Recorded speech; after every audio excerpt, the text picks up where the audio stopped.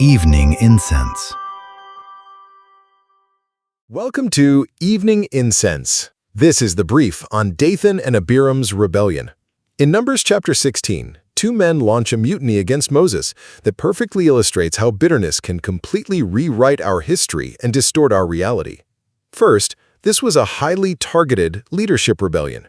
You see, unlike Korah, who rebelled out of ambition for the priesthood, Dathan and Abiram's anger was a direct attack on Moses' authority.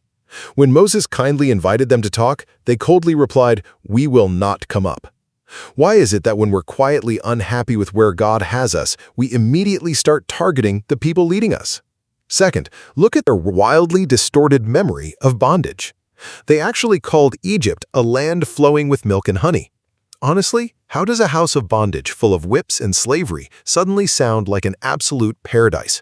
Well, sin acts kind of like a funhouse mirror, turning our eyes backward and making our past darkness look incredibly attractive. Finally, we see them shifting the blame. They blamed Moses for keeping them wandering in the wilderness, completely ignoring that their own unbelief kept them out of Canaan when they listened to fearful spies. Isn't it so much easier to find a scapegoat than to just look in the mirror? We make a wrong choice, suffer the sorrow of it, and then desperately search for someone else to carry the blame. The big takeaway here is to never let your disappointment rot into rebellion. We have to take responsibility for our choices instead of pointing fingers. So engage in honest self-examination today and hold a steadfast trust in God's guidance, even when the wilderness feels long.